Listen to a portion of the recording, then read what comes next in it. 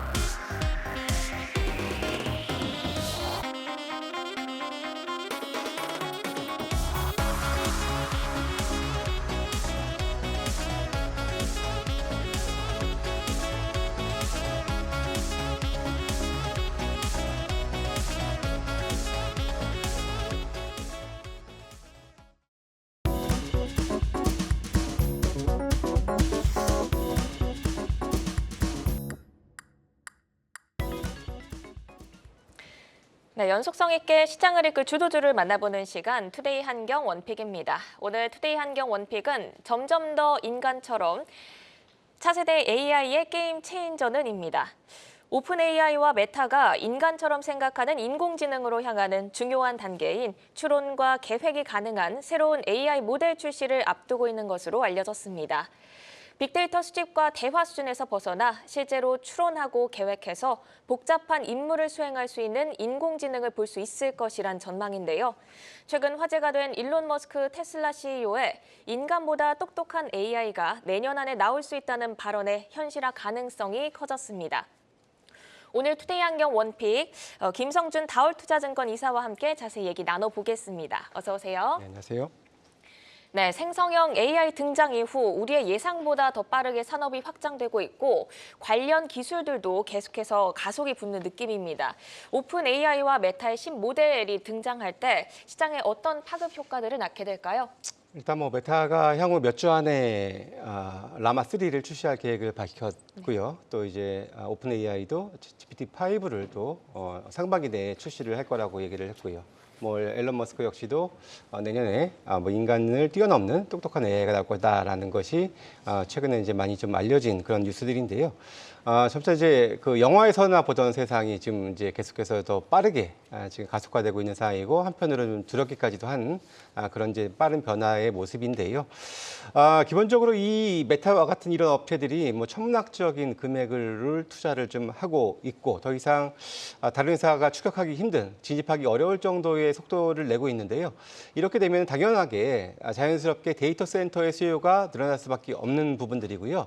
그렇기 때문에 마이크로소프트도 향후 이제 6년 동안에 1,000억 달러를 또 이제 투자 집행하겠다라고 밝힌 바 있고 아마존 역시도 향후 15년간에 1,500억 달러, 우리나라 또는 200조가 넘는 천문학적인 투자 집행을 또 예고를 하기도 그러한 사항입니다. 지금 아무래도 이제 데이터 센터가 계속해서 연산을 더 많이 빠른 연산을 하기 위해서 좀 확보를 하고 있는데 물론 엔비디아가 그래서 GPU를 많이 팔면서 상당히 실적도 좋고 많이 좀 주가도 많이 올라가 있는 상황인데 그럼에도 불구하고 여전히 병목 현상은 나타나고 있습니다. 그만큼 더 수요가 뜨겁기 때문일 텐데요. 그런 부분들이 있기 때문에 그러면 이게 서브로 이제 최근에 좀 부각되고 있는 것이 바로 이제 NPU라는 그 이제 그 AI 추론 칩이라고 불리는 이제 NPU도 조금 주목을 받고 있는 부분들인데요. 최근에 이제 삼성전자가 이 NPU 칩, 그러니까 이제 마1이라는 그 이제 불리는 그런 NPU 칩을 이르면 이제 4분기부터 이제 네이버를 시작으로 해서 데이터 센터에 공급을 할 것으로 지금 기대가 되는데요. 이 NPU 칩은 물론 GPU는 뭐 메인이고 서브의 역할을 할 텐데 이 GPU 대비 가격은 한 10분의 1 정도 수준, 거기다가 이제 전력 효율성은 한 8배 정도 좋다라는 것으로 알려져 있기 때문에 데이터 센터에서도 상당히 좀 많은 그런 좀 활용도를 좀 기대를 하는 부분들이 있겠고요. 삼성전자의 올 4분기 출시 이후에 대략 한 20만 개 정도, 한 1조 원 정도 수준의 매출 기여를 또 시작을 하면서 관련된 시장도 다시 한번 또 부각될 것으로 기대가 되는 그런 상황입니다. 네, 아무래도 생성형 AI의 확장을 그 반도체를 중심으로 일어나긴 하지만 또 소프트웨어, 보안, 액칩 냉각 그리고 말씀 주신 그 데이터 센터 수요 증가로 인해서 최근에 뭐 변압기라든지 전선까지 계속해서 수혜주들이 나타나고 있는데요. 그러면 투자자들이 종목을 선별할 때 최우선적으로 고려해야 할 점 어떤 점들이 있을까요? 일단 뭐 이렇게 피라미드로 좀 봐야 될 것 같은데요. 사실 오픈 AI와 메타와 같은 그런 이제 AI 원래 업체들이 있고 앞서 언급드렸던 그 다음에 이제 데이터 센터가 있고 또 그 아래는 이제 엔비디아가 확고하게 자리를 잡고 있는 상황에서 이제 HBM 관련해서 이제 SK 하이닉스가 가장 이제 앞서 있는 상황이고 거기에 이제 삼성전자, 마이크론도 추격하는 양상을 계속해서 좀 보여주고 있는데요. 오늘 상당히 좀 의미 있는 공시가 하나 있었어요. 이제 한미 반도체가 마이크론에 이제 장비를 납품한다라는 소식이 있었습니다. 기존에 이제 SK 하이닉스와 다르게 삼성과 마이크론은 좀 같은 방식의 이제 본딩 채택을 하고 있는데 결국에는 이제 마이크론이 손을 들은 거가 되는 건데요. 역시 수율을 위해서는 지금 현재 잘하고 있는 SK 하이닉스를 따라갈 수밖에 없다라는 쪽으로 볼 수가 있는 그런 의미 있는 공시가 있었고 그렇다면은 한미 반도체의 이런 또 이제 부각은 계속해서 좀 이어질 수밖에 없는 부분들이고 오늘 뭐 주가로도 뭐 나타났다라고 말씀을 드릴 수가 있겠는데요. 삼성전자 역시 기존의 방식을 좀 버리고 이제 수율을 높이기 위해서 다시 이제 한미 반도체로 다시 손을 뻗을 수 있는 그런 가능성도 충분히 좀 열려 있는 그런 부분들이다라는 차원에서 좀 의미가 있는 부분들이고요. 사실 여기까지는 그래도 피라미드 구조상에서 그래 물이 제대로 흐르고 있는 영역이다라고 볼 수가 있는 부분들인데요. 그 이제 하부 부분, 물론 이제 변압기도 저도 이제 구조적인 성장기가 분명하다라고 말씀을 드릴 수가 있는데 주가가 워낙에 또 이제 큰 폭으로 올랐기 때문에 여기서 좀 논외로 좀 말씀을 드릴 수가 있겠고 나머지 부분들은 어떻게 보면 조금 물론 주가도 많이 올랐고 맥심 냉각이라든지 뭐 CXL 뭐 거기에다 보안 이런 것들도 분명히 뭐 시장은 커지기 때문에 좋아지는 영역은 분명하긴 하겠습니다만은 주가도 일정 부분 올랐고 최근에는 그렇게 대형주 중심 특히 삼성전자 중심으로 외국인 수급이 좀 쏠리고 있는 양상이 지속되다 보니까 이 피라미드 하단까지 물이 그렇게 원활하게 흐르지는 못하는 그런 흐름이 지금 나타나고 있기 때문에 이 밑에 그러니까 HBM 아랫단 정도는 일단 철저하게 트레이딩 영역으로 좀 봐야 될 시장이다라고 말씀을 드릴 수가 있겠고요.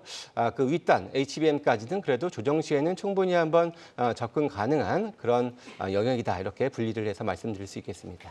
네, 오늘 마이크론의 장비 납품 소식에 한미 반도체가 오늘 주목을 받았죠. 계속해서 부각을 받을 것 같다라는 전망 얘기해 주셨습니다. 그러니까 윗단에 있는 삼성전자, SK하이닉스, 한미 반도체 조정 시 모아가는 전략 유효하지만 그 밑단에 있는 뭐 유리기판, 보안 이런 쪽은 철저히 트레이딩 영역으로 보자 이런 말씀해 주셨습니다.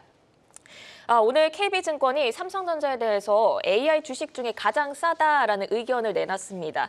최근 월가 주요 투자은행들이 미국 밖으로 또 눈을 돌려서 제2의 엔비디아를 찾고 있다라는 보도도 나온 바가 있는데요. 국내 AI 관련주들의 밸류에이션 어느 정도로 평가를 하실까요? 예, 오늘 뭐 저도 삼성전자 그 이제 리포트를 좀 확인을 좀 해봤는데요. 일단 골자는 이제 3분기부터 삼성전자가 HBM3E 그리고 HBM3를 동시에 이제 양산이 가능할 것이다라는 그런 기대감을 내비쳤습니다. 근데 제가 앞서 언급을 드렸던 것처럼 현재의 이런 방식으로는 수율을 맞추기는 그렇게 녹록지 않을 것이다라는 부분들을 말씀을 드렸기 때문에 이런 것이 현실적으로 현실화될지 여부는 분명히 좀 확인을 해봐야 된다. 그래서 이 대량 양산, 그러니까 양산이 양산 체제로 돌입했다라는 소식을 계속해서 좀 눈꼽아 좀 기다려야 될 부분들이고요. 물론 삼성전자가 현재 최근에 뭐 HBM이라든지 DDR5 파이브 쪽으로만 투자를 집중하다 보니까 기존에 이게 레거시 쪽에서는 그렇게 투자가 많이 이루어지지 않았거든요. 그러다 보니까 자연스럽게 이들도 가격 상승이 계속해서 이어지고 있고 하반기에도 올라올 것으로 가격은 더 상승할 것으로 기대를 하는 만큼 실적적인 측면에서 분명히 계속해서 좀 우상향하는 그림은 그려줄 수 있을 것이다라고 지금 말씀을 드릴 수가 있겠는데요. 일단 해외 업체와 밸류에이션 비교를 해본다면은 이제 실적이 막 좋아졌기 때문에 이제 올해보다는 내년 실적 기준으로 좀 보는 것이 좋을 것 같은데 엔비디아나 AMD 같은 경우는 한 30배 정도 내외 정도 되는 거고 마이크론 같은 경우에도 한 16배대 한 초반 정도까지 현재는 위치를 해 있는 상황이고요. 반면에 삼성전자 같은 경우에는 내년 실적 기준으로 한 12배 정도 수준, 그리고 하이닉스도 한 8.5배 정도 수준. 그래서 상대적으로 여타 다른 업체들보다는 분명히 뭐 밸류에이션적으로는 매력이 국내 업체들이 더 훨씬 더 높은 것은 분명한 사실이다. 이렇게 말씀드릴 수 있습니다. 네, 최근 생성형 AI 관련주가 아무래도 반도체를 중심으로 움직이다 보니까 뭐 거대 언어 모델 LLM이나 챗봇주들은 상대적으로 계속 소외를 받아왔습니다. AI 관련 이슈들이 나와도 탄력을 받아가지 못하는 그런 모습을 계속 보이는데요. 관련주들이 부각되지 못하는 이유는 어디에 있다고 보실까요? 예, 사실 아까 뭐 피라미드 말씀을 드렸는데요. 이 생성형 AI 관련주들은 어떻게 보면 피라미드의 좀 하단부에 좀 위치를 좀 해 있다라는 부분들이고요. 과거처럼 이렇게 챗GPT 열풍으로 인해서 하단부까지 우리 상당히 좀 강하게 흘렀을 때 주가가 좀 크게 좀 상승을 했었던 그런 기억들이 있는데 아직까지 최근에 또 시장 수급은 또 환율 또한 불안한 상황에서 역시 대형주 중심으로의 그런 매기가 형성이 되다 보니까 좀 소외되는 양상들이 좀 이어지고 있다 이렇게 보여지는데요. 이제 앞서 이제 그 메타라든지 오픈 AI의 이제 신제품 출시는 워낙에 또 장기간 소외가 됐었고 또 시장 또한 급격하게 무너진 시작은 아니고 분명히 순환매는 살아있는 장입니다.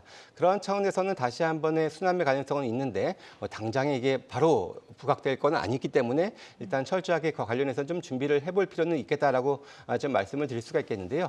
하지만 진짜 앞서서 말씀을 드리기도 했었는데 기본적으로 이 빅테크가 워낙에 거대 자본으로 일단 시장을 선점하고 있고 독식을 해 나가고 있는 시장이기 때문에 과거와는 달리 단순하게 기술력만 뛰어나다라는 것 가지고는 일단 어필하기 좀 힘들 거라고 보여지고요.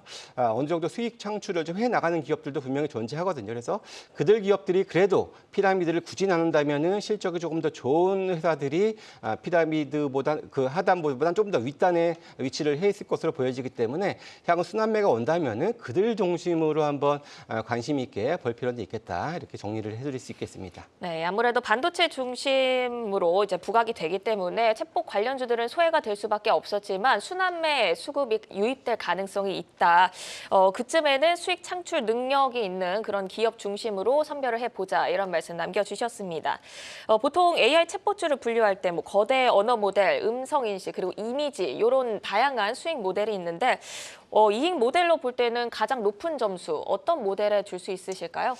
사실 이게 앞선 질문과 어느 정도 연장성산에 있는 질문인 것 같은데요. 물론 이제 말씀하신 LLM이라든지 뭐 이미지, 뭐 음성 인식 이런 거 정말 AI 구현할 때 꼭 필요하고 중요한 그런 기술력들이라고 말씀을 드릴 수가 있겠는데요. 하지만 이제 이 독자적으로 이것을 한 몇백억 투자를 해서 계속 고도화를 시킨다. 근데 상대방 빅테크 회사는 수조 원에, 수십조 원에 달하는 돈으로 투자를 해서 더 이렇게 좋게 만들어가는 그런 과정들을 겪고 있기 때문에 단순 경쟁은 상당히 좀 어렵다라는 부분들을 말씀을 드릴 수밖에 없겠고요.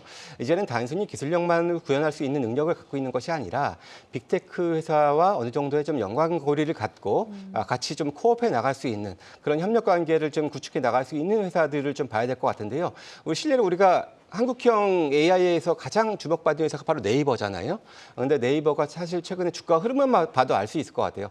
상당히 좀 지지부진한 움직임 보여주고 있는 상황인데 물론 국내에서 분명히 성공할 가능성은 높다라고 생각은 드는데 그것을 뛰어넘을 수 있느냐 이 여부는 사실 우리는 뚜껑을 열어봐야겠다라는 부분들이고요. 그래서 단순 기술력만 가지고는 어필하기는 조금 힘들 수 있겠다. 이제 그렇게 정리를 해야 될 것 같습니다.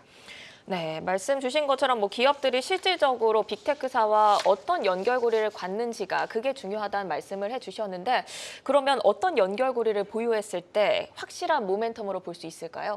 일단 과거에 최근에 보면은 한참 이 시장이 뜨거울 때 보면은 한 5, 6년 전에 나왔었던 빅테크 회사와의 공급 계약을 가지고 막 이렇게 돌려가면서 주가도 막 부양시키는 이런 현상들을 우리가 많이 봤는데 사실 그 이후에 만약에 계속해서 꾸준하게 이런 연결고리가 있었다면은 실적으로 아마 증명이 됐을 거예요. 물론 이들 업체들 중에서 분명히 꾸준하게 장기적으로 계약을 맺고 실적이 탄탄한 회사들도 일부 존재합니다. 하지만 최근에 보면은 관련 시장이 워낙에 시장에서 좀 소외가 되고 있는 양상이기 때문에 다 같이 하락하는 양상들을 보여주고 있긴 합니다. 그래서 이런 종목들은 이제 메타가 이제 뭐 수주 안에 나온다라고 했을 때 분명히 먼저 그래서 선두에서 반등을 할 수 있는 그런 유망 종목군이 할 겁니다. 하지만 당장에 오늘 내일 있을 일은 아니니까 이건 철저하게 한 번 더 우리가 확인을 해보고 준비를 해봐야 될, 공부를 해봐야 될 필요가 있는 그런 부분들이라고 생각이 들고요.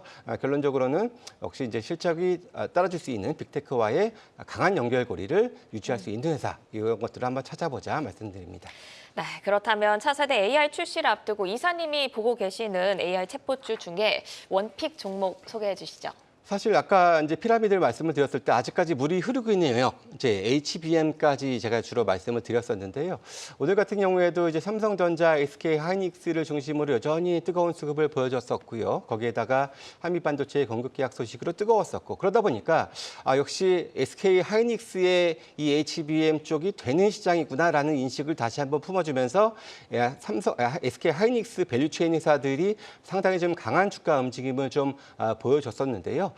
이제 그렇기 때문에 관련해서 아직까지 물이 잘 흐르고 있는 한미반도체 그리고 밸류체인이 형성하고 있는 테크윙 오늘 신고가를 기록을 했는데 이들 종목군들은 조정 시 한번 그래도 가장 좀 관심 있게 볼 그런 회사고요. 그리고 제가 서두에 말씀을 드렸었던 이제 NPU 관련해서 삼성전자와 SK 하이닉스의 그 NPU 관련 그 디자인 하우스 1위 업체가 이제 가온칩스거든요. 그래서 이런 정도가 가장 좀 최선호하는 종목군으로 분류를 해볼 수가 있겠고요.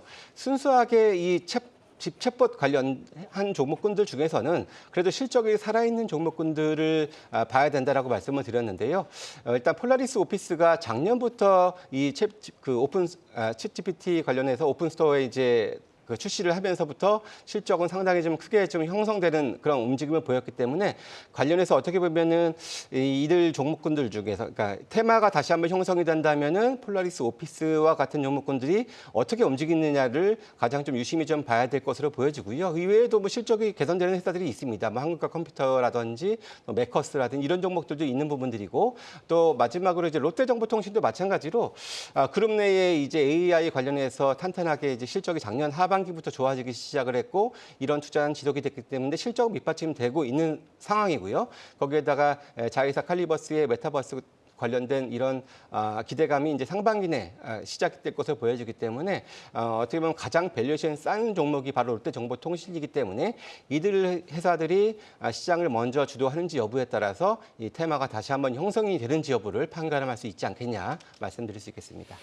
네, SK 하이닉스의 뭐 한미 반도체, 테크윙, 밸류체인 회사들 조정 시 매수 관점으로 말씀해 주셨고 NPU 디자인 하우스인 가온칩스 그리고 실적이 살아있는 폴라리스 오피스 그리고 롯데 정보통신까지 관심주로 얘기를 해주셨습니다. 투데이 한경 원픽 점점 더 인간처럼 차세대 AI 게임 체인저는 주제로 김성준 이사님과 얘기를 나눠봤는데요. 점점 더 인간과 닮아가는 AI의 발전 속도에 맞춰서 수익을 낼 수 있는 기업들 위주로 잘 선별해 나가셔야겠습니다.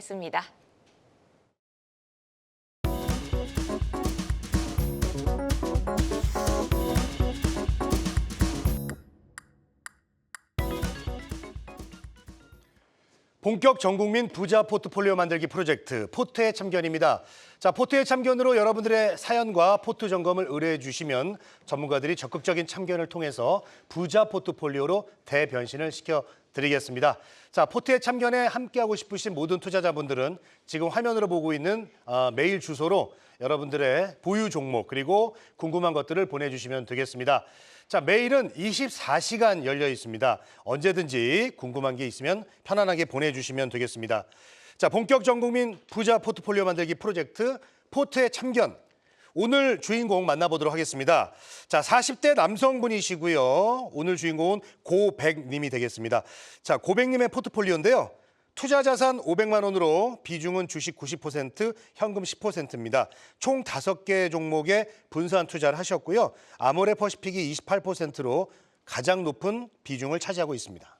네, 먼저 고백님의 포트를 낱낱이 참견해 주시고 정비해 주실 두 분 소개해 드립니다. 신혁승 나무인베스트이사, 한중현 와운의 파트너와 함께합니다. 어서 오세요. 네, 오늘 고백님의 포트폴리오 현재 포트에 있는 5종목 모두 손실을 기록하고 계십니다. 적극적인 재정비가 필요한 시점일 것 같은데요. 먼저 두 분의 포트의 참견 점수부터 공개하겠습니다. 네, 먼저 신혁승 이사께서는 20점을, 한중현 파트너가 10점을 주셨습니다. 두 분 모두 50점 이하의 점수를 주신 건 처음인데요. 두 분도 점수를 주시면서 많이 안타까운 심정을 느끼셨을 것 같습니다. 이사님은 그래도 한중현 파트너보다 10점 더 주셨네요. 가장 안타까운 점, 어떤 점이 안타까우셨어요? 네, 뭐 사실 이 포트를 보면서 사실 다 누구나 알 수 있는 그런 종목들이거든요. 결국에는 매수하실 시점에는 우량주다 생각하고 매수를 하셨을 텐데 안타깝게도 이 우량주의 늪에 빠진 그런 형국이다 이렇게 말씀을 드리고 싶습니다. 뭐 시장 주도주에 편승하지 못하고 그 손절을 못한 채 또한 손절 타이밍을 좀 놓쳤다는 점이 굉장히 아쉽고, 다만 제가 이 입점을 그래도 좀 드린 이유는 그래도 지금 현재 그 포트에 구성되어 있는 종목 수라든지 포트 비중 이런 부분들은 좀 그래도 괜찮다 이렇게 좀 말씀드리고 싶습니다. 네, 우량주의 늪에 빠진 상황이다. 손절 타이밍을 놓친 게 아쉽지만 그래도 종목 수나 비중은 좀 잘한 것 같다. 이런 말씀이셨습니다. 한중현 파트너는 10점을 주셨어요. 오늘도 왠지 0점 주려다 10점 줬다라고 하실 것 같은데 고백님이 가장 크게 실수하고 계신 부분 어느 지점일까요? 사실 오늘은 그 대본 받아보고 그 작가님께 오늘은 정말 0점 드리고 싶습니다 라고 이제 제가 오히려 읍소를 했는데 그것까지는 좀 의견이 받아들여지지 않았습니다만, 저는 이제 이 포트의 참견이 개편된 지가 이제 3주 정도 됐잖아요. 3주 동안 보면서 이제 종목이 좋고 나쁘고 때문에 점수를 매긴 적은 아직은 없었던 것 같아요. 그러니까 우리는 이제 대본을 미리 받아보고 이분이 어떤 성향을 갖고 계시고 어떤 마인드를 갖고 계시고 그 마인드가 포트폴리오에 어떻게 반영되는지를 그걸 좀 종합적으로 보는 것 같은데, 그렇게 봤을 때 이분은 10점이 종목이 지금 문제가 있어서 10점, 물론 이제 종목도 종목이지만 종목 이전에 이분은 좀 마인드부터가 조금 많이 위험하신 것 같다. 그렇게 해서 저는 10점을 일단 드렸고요. 잘한 점은 일단은 죄송하지만 이분은 없습니다. 오늘도 이제 시청자분이 듣고 싶어 하시는 얘기보다는 들어야 되는 얘기를 좀 해드리면, 못한 점을 일단 보면 마인드 자체가 조금 문제가 있는 게, 일단은 그 대본을 보니까 손절 없이 보유를 한다라고 해주셨는데 그 말인즉슨 본인이 판단하는 본인의 판단이 모두 옳다. 그러면 이제 손절이 없게 되는 거잖아요. 근데 사실 이거 자체가 대전제 조건이 말도 안 되는 거고. 두 번째, 그러면서 종목은 이제 이분이 이제 종목을 이제 좀 매도를 하실 때 본인이 직접 고르시는 게 아니라 지인분께, 전업 투자자인 지인분께 그 종목을 받으신다고 하셨잖아요. 그러니까 종목을 그러면서 이제 종목은 좀 남에게서 받기도 하고, 그러면서 이제 그 지인분은 잘 되는데 왜 난 안 되냐, 남 잘 되는 거는 부러워하면서 왜 나는 자책하는지, 그거랑, 그리고 심지어 소액 투자자로 하십니다. 그러니까 좀 이분은 종목이 문제라기보다는 그냥 마인드부터 좀 전체적으로 다시 좀 정립을 해야 되지 않을까, 좀 이렇게 한번 말씀드려보도록 하겠습니다. 네, 한중현 파트너는 손절 없이 보유하는 건 굉장히 위험한 생각이다라는 점을 확실히 짚어주셨습니다. 답답한 고백님의 포트폴리오만큼이나 오늘 박건 앵커가 통화를 하면서 또 답답한 마음을 그대로 전해졌다고 들었습니다. 고백님, 어떻게 주식 투자를 시작하게 되신 걸까요? 네, 뭐 앞에서 다 얘기하셨지만은 제가 이제 전화 통화하면서 저도 참 답답하고 마음이 좀 안타까웠습니다. 속이 타들어가는 게 이제 수화기 너머로 느껴지더라고요. 일단은 친구나 이렇게 주변 분들, 특히 이제 전업 투자를 하시는 분들이 이제 추천을 하게 되면은 사는 형식으로 이제 시작을 하셨어요. 그리고 친구 계좌를 보면은 매일매일 이렇게 수익이 쌓이고 있는데 본인은 너무 마이너스여서 속상하다, 이런 얘기를 많이 해주셨습니다. 손절 없이 일단 수익이 될 때까지 보유하는 거, 이거 자체를 지금 한중현 파트너께서 이제 문제점으로 좀 제기를 해주셨는데, 투자 성향 소극적이고요. 매수 종목은 지인의 추천, 그리고 매도 기준은 손절 없이 수익 발생 시까지 보유한다. 이렇게 좀 정리를 할 수 있을 것 같은데, 신혁승 이사께서 볼 때 이 고백님의 포트와 사연을 보면서 가장 중요한 점을 좀 얘기해주고 싶다. 어떤 게 있을까요? 뭐 사실 저도 주식 투자하면서 뭐 지인의 추천을 받기도 하고 뭐 방송을 참고하기도 하고 또 뭐 여러 매체들을 참고하면서 뭐 공부를 해서 종목 선택을 하고 뭐 그건 뭐 모두가 마찬가지인 것 같습니다. 뭐 세상에 자기가 뭐 발굴해서 주식 투자하기는 쉽지가 않은 상황인데 어떤 상황에 그 주식 투자를 하셨더라도 주식을 매수하는 순간에는 그 매수 이후에 시나리오를 어느 정도 정립을 해놓고 뭐 상승을 하면은 뭐 익절가를 정해놓으면서 분할 매도하면서 끌고 간다든지 또는 내 생각과 다르게 종목이 빠지거나 움직일 경우에는 뭐 저 같은 경우도 그러지만 뭐 저도 방송에 나와서 손절가 5% 잡고 이렇게 말씀을 드리고 있지만 굳이 그 지인에게 물어봐서 이 종목이 왜 빠지냐 물어볼 필요도 없다. 쉽게 생각하면 그 지인이 모르는 다른 악재가 있을 수 있고 또 시장이 안 좋을 수도 있고 이런 상황이기 때문에 그런 부분들에 대한 시나리오를 먼저 정해 놓으시고 손절 타이밍도 좀 잡아 가시는 게 특히 지금 개별주가 아닌 그 이런 우량주성의 어떤 모든 이들이 아는 종목 같은 경우에는 추세가 굉장히 중요하거든요. 근데 그 이런 추세를 한 방향으로 좀 내려갔을 때 손절을 좀 빨리 이렇게 해주시는 점이 좋지 않을까 이런 생각을 해봅니다. 네, 주식을 매수하는 순간 뭐 오르든 떨어지든 시나리오별로 대응 방안이 꼭 필요한데 그 점이 없다는 점이 가장 크게 놓친 점이 아닐까라는 말씀 해주셨습니다. 그리고 고백님께 포트에서 어떤 점들이 가장 궁금한지 저희가 또 여쭤봤는데요. 고백님의 궁금증도 함께 풀어가도록 하겠습니다. 첫 번째로 셀트리온을 5년간 보유 중인데 얼마나 더 기다려야 할까요? 라고 하셨고요. 화장품주 모두 상승해도 왜 아모레퍼시픽만 하락하나요? 라고 속상한 마음을 남겨주셨습니다. 그리고 한국금융지주와 금호타이어 추가 매수에 대한 궁금증 그리고 매도 전략에 대한 질문을 주셨는데요. 지금부터 궁금증을 하나씩 저희가 풀어드리도록 하겠습니다. 먼저 셀트리온 얘기부터 해볼까요? 5년 넘게 들고 있었는데 조금이라도 이익이 났을 때 팔 걸 너무 후회가 된다 이런 말씀 남겨주셨습니다. 매수 단가가 30만 원대거든요. 네, 현재가가 17만 원대에 위치해 있습니다. 한중현 파트너가 보시기에 기다려도 될지 아니면 기다린다면 기다림에도 어떤 전략이 필요하다고 보실까요? 저는 기다려도 된다고는 생각은 합니다. 네. 근데 기다린다고 해서 과연 이분이 최초로 그 진입하신 평균 단가까지 올라가는 거는 저도 솔직히 잘 모르겠습니다. 이분이 그러니까 진입하신 가격 자체가 거의 한 30만 원이기 때문에 지금 가격부터 30만 원이 가려면 거의 2배 가야 돼요. 그럼 셀트리온 이 큰 종목이 2배를 갈 만한 그런 모멘텀이 과연 뭐가 있을까? 물론 이제 모멘텀이 있긴 하죠. 있긴 한데 그게 이 큰 종목을 2배로 좀 이끌 수 있을까에 대해서는 또 다른 별개의 문제긴 하거든요. 그래서 그 부분은 먼저 좀 생각을 해보시고 일단 셀트리온이 올해 좀 모멘텀이 일단 크게 찍어준 건 두 개가지가 있습니다. 첫 번째는 이제 미국에서 진펜트라라는 이제 신약이 본격적으로 이제 판매가 되는데 그거에 대한 신약 모멘텀이 하나 있고요.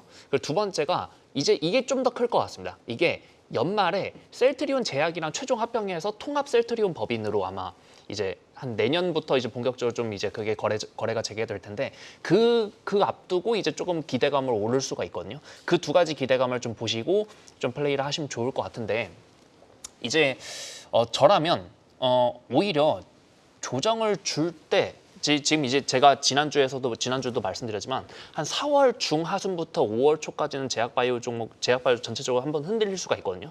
그때 아마 셀트리온도 좀 웬만하면 예외는 아닐 거예요. 그러면 그때 오히려 좀 비중을 좀 집중하셔서 그때 단가를 확 낮추신 다음에 연말까지 좀 끌고 가셔서 연말에 좀 주가가 올라 있으면 그때 이제 탈출하시는 전략이 어떨까 이렇게 한번 제시해드려 보도록 하겠습니다. 네, 셀트리온이 진펜트라 신약 모멘텀 그리고 연말에 마지막 합병 기대감이 있기 때문에 조정 받을 때 추가 매수를 해서 손실을 줄이는 방법 쪽으로 안내를 해주셨습니다. 그리고 아모레퍼시픽도 3년 넘게 들고 있었는데 수익이 났을 때 팔지 못하고 지금까지 들고 온 종목이라는 말씀 해주셨습니다. 다른 화장품주들은 최근에 뭐 VT라든지 이런 종목이 더 잘 가서 박탈감이 심한 상태라고 하시는데요. 희망이 없다면은 그냥 눈 딱 감고 손절이라는 걸 한번 해보겠다 이런 말씀도 해주셨어요. 첫 손절 종목으로 선택하는 거 괜찮은 선택일까요, 이사님? 뭐 사실 아모레퍼시픽을 첫 손절 종목으로 생각하시는 게 어떨까 뭐 이런 말씀을 해주셨는데 저 개인적으로는 그냥 다른 방안이 없다. 그냥 제 이 중에 포트폴리오 중에서는 금호 타이어를 제외한 전 종목을 그냥 손절이 나을 것이다. 뭐 이런 말씀을 좀 드리고 싶습니다.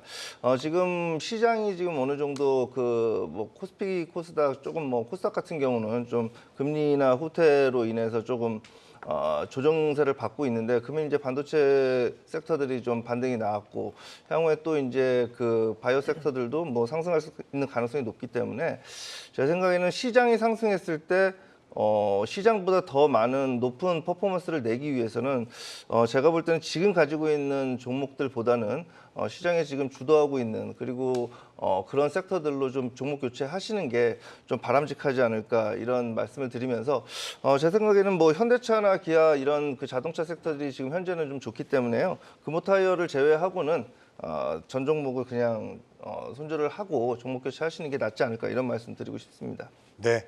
금호 타이어를 빼고 전 종목은 좀 손절하는 게 어떻겠냐 이런 의견을 주셨습니다.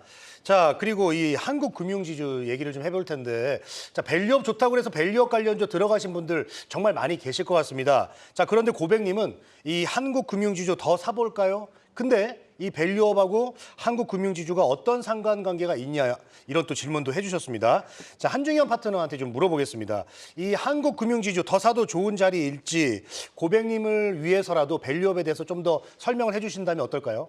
네, 이 부분이 오늘 조금 많이 고구마를 먹은 느낌이었거든요. 네. 그러니까 이제 방금 이제 MC님께서도 말씀해 주셨지만 일단은 대본상으로 대본이 만약에 각색이 안 됐다고 가정을 하고 대본상으로 이제 주변에서 밸류업 때문에 올해 주인공이 될 종목이라고 했다. 한국금융지주가 그런 얘기를 했다고 합니다. 그래서 더 살까요? 라고 이제 질문해 주셨죠. 근데 그 뒤에 이게 근데 무슨 상관관계가 있냐? 사실 질문의 순서가 바뀌었죠. 왜냐하면 첫 번째, 올해의 주인공이 될 종목이라 했다. 근데 무슨 상관관계냐? 상관관계를 먼저 찾아본 다음에 본인이 생각해서 이건 상관관계 있네? 하시면 그때 매수할까요를 여쭤보셔야지. 먼저 매수할까요부터 물어보고 그 다음에 근데 뭔 상관이에요? 이건 아니죠. 이거는 마인드부터가 안 됩니다. 그래서 이게 어떤 상관관계인지는 제가 말씀해드릴 수는 있어요. 말씀해드리는 게 어려운 건 아닌데 다만 이제 아마 이분은 이제 한국금융지주뿐만 아니라 다른 대부분의 종목들도 좀 이렇게 하셨을 거예요. 그러니까 본인이 먼저 이 종목에 대해서 좀 판단을 해보시고 그 다음에 전문가의 조언을 듣든 주변의 조언을 듣든 아니면 본인의 판단을 내리셔야지 일단은 손가락이 매수 버튼 위에 올라가 계시잖아요. 그것부터 먼저 좀 고치시는 게 어떠실까? 좀 이렇게 한번 말씀드려보고 이제 간단하게만 말씀드려보면 한국금융지주가 밸류업 프로그램이 어떤 관계냐? 밸류업 프로그램으로 이제 원래 이제 일본에서 좀 많이 흥행을 한 그런 프로그램인데 그거 맞춰서 이제 작년 한 하반기부터 우리나라에서도 우리나라도 좀 니케이 좀 벤치마크해서 우리도 좀 PBR 낮은 애들 그러니까 자산 가치 대비 지금 주가가 굉장히 저평가되어 있는 애들을 그런 애들을 좀 부양을 시켜보자 그런 것들 좀 정부에서 좀 밀어주는 그런 프로그램이고 그러다 보니까 그럼 소위 말하는 저PBR 종목들 저 PBR이 1.0배 이하인 종목들 그런 종목들로 한번 쭉 솔팅을 하다 보니까 그러다 보니까 가장 대표적인 저PBR 종목들이 금융 섹터가 나오다 보니까 그 금융 섹터의 가장 대표적인 종목인 한국금융지주가 저PBR 재료 종목의 이제 관련주다. 좀 이렇게 되는 겁니다만 한 번 더 강조드릴게요. 이거는 그 고백님이 먼저 본인이 스스로 판단을 해보셔야 됩니다. 남 얘기만 듣지 마시고. 알겠습니다. 자, 오늘 마인드 좀 지적을 많이 얘기해 주셨는데 우리 저 고백님께서 좀 상처를 받으실 수 있을 것 같습니다. 그러나 우리 전문가분들이 다 잘 됐으면 하는 마음에서 얘기를 해 주시는 거니까 마인드 컨트롤 잘 하시고 좋은 투자 하셨으면 좋겠습니다. 자, 그리고 남의 얘기 이제 듣지 않았으면 좋겠다라는 말씀을 해 주셔서 이 금호 타이어는 직접 처음으로 본인이 선택을 해서 산 종목이라고 하는데요. 자, 금호 타이어 추가 매수해도 될지 어떻게 보세요, 우리 신혁승 이사는? 네, 아침에 제가 이 원고를 받아보고 종목들을 쭉 본 후에 이제 금호 타이어가 아침에 한 1% 정도 상승을 하고 있었고 또 다른 기타 종목 대비해서 손실률이 좀 낮고요. 그렇기 때문에 이 종목은 뭐 그 현대차, 기아나 이런 자동차 섹터들이 움직이길래 이 종목은 좀 괜찮겠다 이런 생각을 좀 했는데요. 뭐 추세도 뭐 괜찮게 살아 있고요.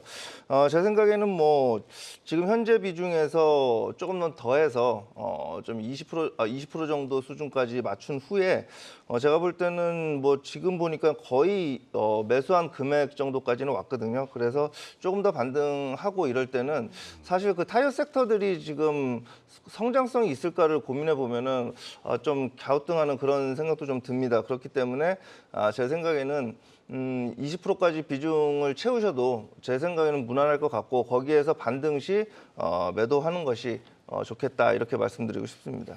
네, 20%까지 비중 확대 후 반등 시 매도 의견 주셨습니다.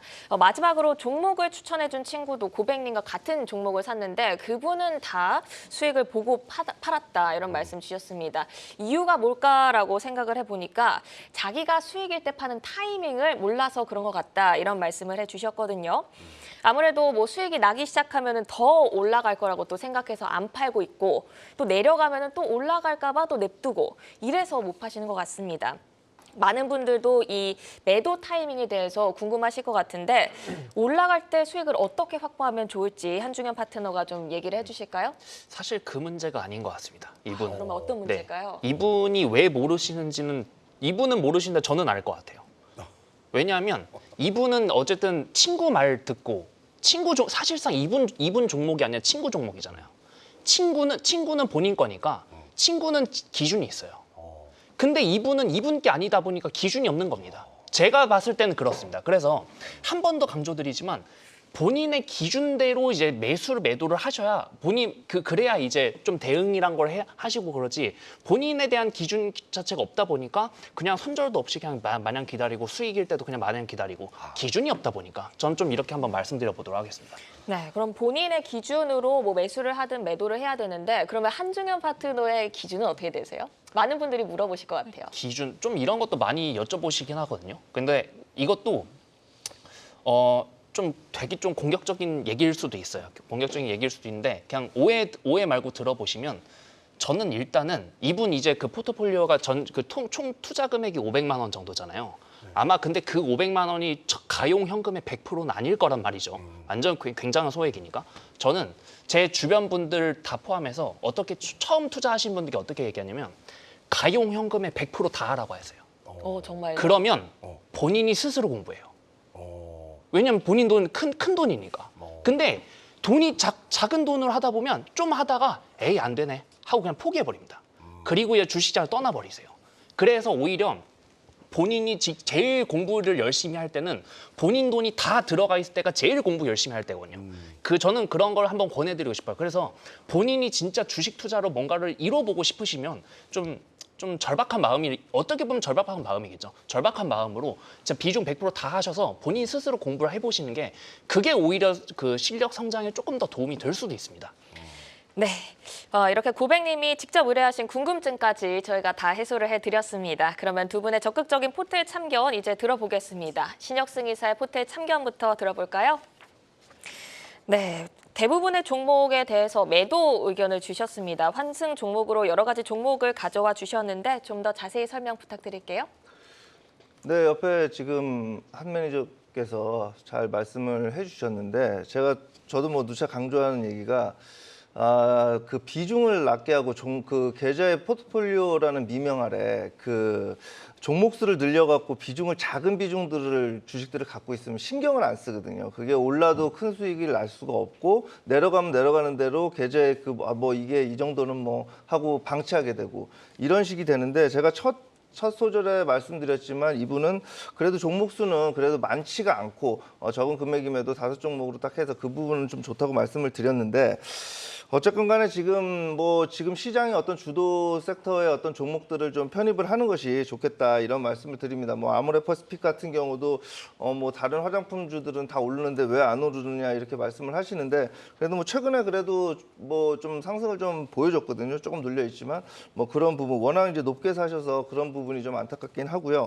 셀트리온이나 한국금융지주 여러 가지 종목들이 있는데 제 생각에 다 매도를 하시고 지금 어쨌건 간에 시장에서 거의 대부분의 어떤 주도하시는 분들이나 어떤 그런 인식, 그런 관념들이 지금 어쨌거나 이제 반도체나 이제 바이오 이런 쪽으로 다 몰려 있기 때문에 혹자들은 뭐 그런 말씀을 하십니다. 모든 사람들이 환호할 때 뭐 떠나야 된다 뭐 이런 말씀도 하시는데 제가 볼 때는 그래도 이제 반도체가 삼성전자나 SK하이닉스가 워낙 강력한 모습을 보여주고 있기 때문에 반도체 섹터에는 무조건 이제 어느 정도 비중을 높게 가져가셔야 된다 이렇게 보여주고요.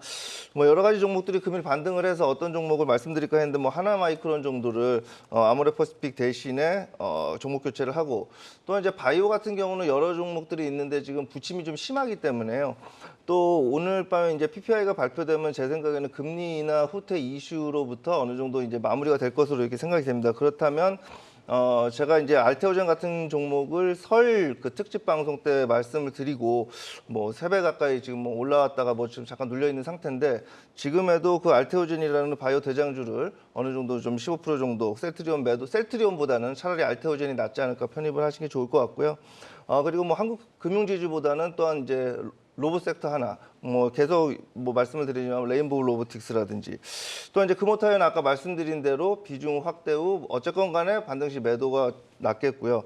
한국 BNC를 매도해서 그렇게 될 경우에는 총 현금이 35% 정도가 되는데 일단 35% 현금을 가지고 계시다가 종목들이 어떻게 변하는지에 대해서 투자를 하시거나 또는 차라리 제 생각에는 지금은 뭐 오히려 한국 BNC 이런 종목보다는 삼성전자가 나을 것이다 이렇게 생각을 좀 하고 있습니다. 네, 종목 수를 늘리지 않고 시장의 주도 섹터 종목들로 환승하는 전략 짜주셨습니다. 그러면 이어서 한중현 파트너의 포트의 참견도 들어볼 텐데요. 압축적으로 부탁을 드릴게요. 오히려 셀트리온만 홀딩하시고 나머지는 다 그냥 매도를 하신 다음에 공부부터 처음부터 해보시기 바랍니다. 그리고 좀 현금 확보하셨으면 아까도 말씀드렸지만 그 제약바이오 섹터가 한 4월 중하순에서 5월 초에 한번 흔들릴 때 그때 이제 셀트리온에 좀 더 집중을 하셔서 좀 빠져나오신 전략 후에 이제 공부 제발 좀 하시고 좀 이렇게 한번 말씀드려보도록 하겠습니다. 네, 자 개별 종목에 대해서 포트의 참견 들어봤습니다. 자 그렇다면 최종 참견 한 줄로 만나보겠습니다. 먼저 신혁승 이사 최종 참견입니다. 우량주의 늪에 빠지지 말자 이렇게 해주셨고요. 그리고 한중현 파트너의 한 줄도 보도록 하겠습니다. 스스로 공부하자. 자 이렇게 한 줄로 정리를 좀 해주셨네요. 자 고백님 방송 잘 보고 계시죠?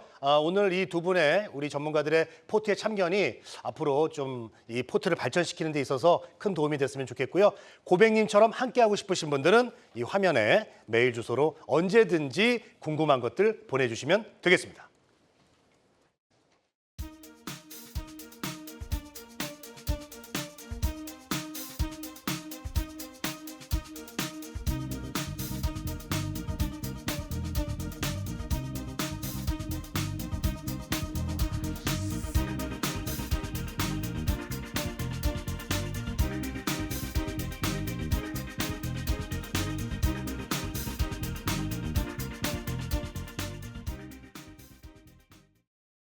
거래 동향을 만나보는 이 시간의 단일가 시간입니다. 정시장 마감 후 오후 4시부터 6시까지 10분 단위로 시간의 단일가 거래가 이뤄지는데요. 시간의 시작에서는 어떤 종목들이 움직이고 있는지 함께 만나보시죠. 먼저 시간의 단일가 코스피 상승률부터 살펴보도록 하겠습니다. 이 시각 현재 한국 주강이 상한가에 진입해 있는 모습이고요. 3부토건 함께 체크해 보시죠. 제3자 배정 유상증자 납입이 완료됐다는 소식에 26만 주가 넘는 거래량이 실리면서 이 시각 현재 8%대 강세 보여주고 있습니다. 이 밖에 화승코퍼레이션, 미래ING가 5%, 4% 오름세 보이고 있습니다. 이어서 코스닥 상승률도 살펴보도록 하겠습니다. 가장 강하게 오르는 건 아이컴포넌트고요. 많은 종목들이 상한가에 진입해 있는데 이 가운데 램테크놀로지가 반도체 유리기판 관련주로 장 마감 직전부터 상승폭을 키웠던 종목입니다. 시간에서는 37만 주가량의 거래량 터지면서 이 시각 현재 상한가에 진입해 있는 모습입니다. 다음으로 이 시간의 단일가 코스피 하락률도 짚어보도록 하겠습니다. 이스타코가 가장 강하게 밀리고 있고요. 제일약품은 이 시각 현재 1.9% 내림세 보이면서 18,220원 선 지나가고 있습니다. 오늘 제일약품은 자회사의 표적 항암제의 효과를 확인하면서 정규장에서는 15%대 강세를 보였는데요. 시간에서는 약 4,000주의 거래량 실리면서 차익 실현이 나오는 분위기입니다. 이어서 코스닥 하락률도 짚어보도록 하겠습니다. 코스닥 하락률에서는 JMB 한번 짚어보도록 하죠. 진공 펌프용 스테커를 개발했고 삼성전자에서 표준을 인정받았습니다. 다음 주 미국 정부로부터 삼성전자가 보조금 지급 예정이라는 소식에 관련주로 부각되면서 정규장에서 강세를 보였는데요. 시간외에서는 하락세, 또 내일 하루 투자주의 종목 지정이라는 소식에 약세를 보이는 모습입니다. 이렇게 시간의 단일가 상승과 하락률 짚어봤습니다. 지금까지 시황센터 이마인이었습니다.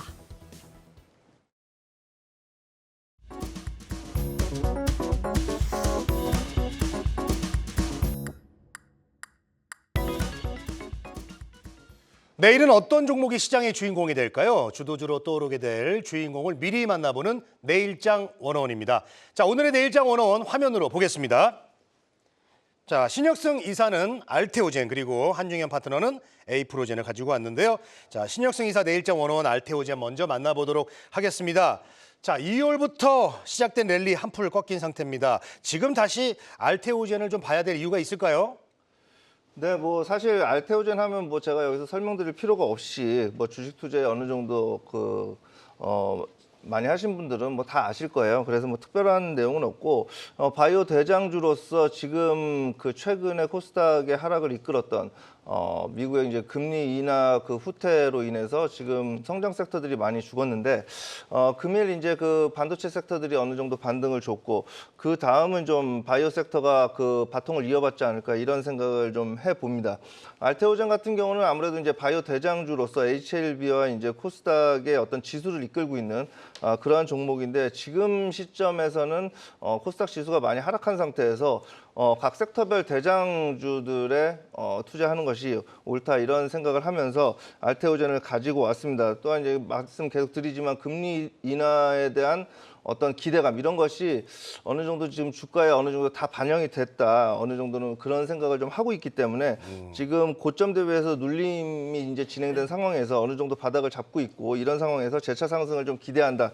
이렇게 좀 말씀을 드리면서 기술적으로도 충분히 이제 그 매수 가능한 그런 영역이다고 판단하여 오늘 가지고 나왔습니다. 자, 4월 들어서 이제 하향했는데 그 주가가 지금 최근 다시 반등을 하고 있습니다. 가격 전략 한번 세워볼까요? 네, 가격 전략은 뭐 지금 현재 그 눌림목 구간이기 때문에 뭐 현재가 구간 뭐 이 정도면 충분할 것 같고 목표가는 전고점 정도인 한 20만 원 수준.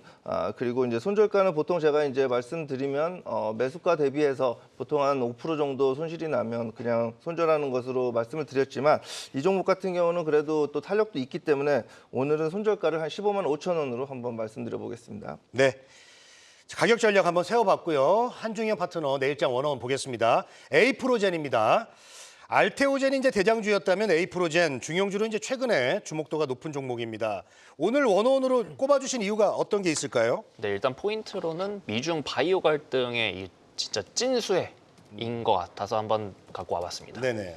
사실 이제 미중 바이오 갈등이 이제 딱 한 달 전에 그 뉴스가 있었거든요. 그래서 그때 이제 좀 작가님께 이거 좀 해보고 싶은데요라고 말씀드렸는데 그때는 에이프로젠이 1,000원 미만이었어요. 동전주였기 때문에 너무 하고 싶었지만 그때는 규정상 안 됐다면 지금 이제 다시 한번 갖고 왔습니다. 근데 왜 찐수했냐면 이제 그 딱 한 달 전에 미국 이제 상원 국토안보위원회에서 이제 중국 바이오 기업이랑 거래를 제한하는 소위 말하는 생물보안법을 통과를 시켰죠. 근데 이제 그럼 지금 이제 그 글로벌 CDMO 기업들 한번 쭉 그 마켓 쉐어를 쭉 보면 1위가 론자입니다. 1위가 론자인데 20%고 2위가 이제 캐덜란트가 12%, 그리고 3위가 그 중국의 우시바이오고 4위가 삼성바이오로직스인데 9%입니다. 네네. 그러니까 우시바이오 10%를 만약에 삼성바이오로직스가 다 가져오면 19%가 되니까 그러면 삼성바이오로직스가 론자랑 거의 1, 2위를 좀 다투게 되네.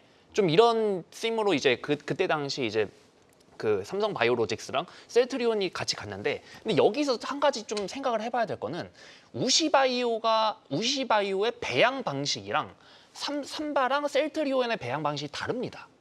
그래서 오히려 우시바이오를 제재를 한다고 해서 다른 우시바이오의 고객사들이 과연 삼성바이오로직스나 셀트리온의 발주를 주겠느냐, 아예 배양 방식이 다른데, 그러면 반대로 우시바이오의 배양 방식을 따라가는 종목이 뭐가 있느냐, 그렇게 봤을 때 에이프로젠이 바로 그 우시바이오의 그 그 이제 배양 방식을 그대로 따라가기 때문에 그런 부분에서 오히려 그 에이프로젠이 미중 그 바이오 갈등이 좀 진짜 수혜주가 아닌가 이렇게 해서 한번 갖고 와봤는데 좀 가격 전략을 말씀드려보면 네네. 좀 이건 좀 안타깝긴 합니다. 어쨌든 그 우리가 대본을 그제 받아봐서 이제 어제 저 이제 작가님께 드렸는데 마침 오늘 에이프로젠이 15% 16% 급등이 나온 상태예요. 이미 급등이 나온 상태라서 그 부분 좀 감안은 하시고 어쨌든 목표가 2,000원에 손절가 1,400원 제시해드리도록 하겠습니다. 네, 자 목표가 2,000원, 손절가 1,400원 제시를 해주셨습니다. 투데이 환경 코리아 마켓 내일장 101 신혁승 이사는 알테오젠 그리고 한중현 파트너는 에이프로젠 만나봤습니다. 자, 두 분 함께해 주셔서 고맙습니다.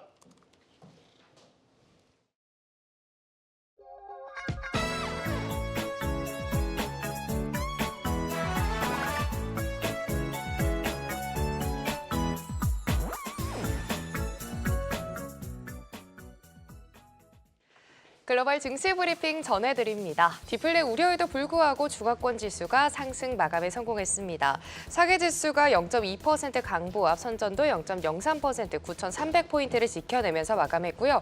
마감을 앞둔 항생 지수가 이 시각 현재 약보합권 움직임 가져가고 있습니다.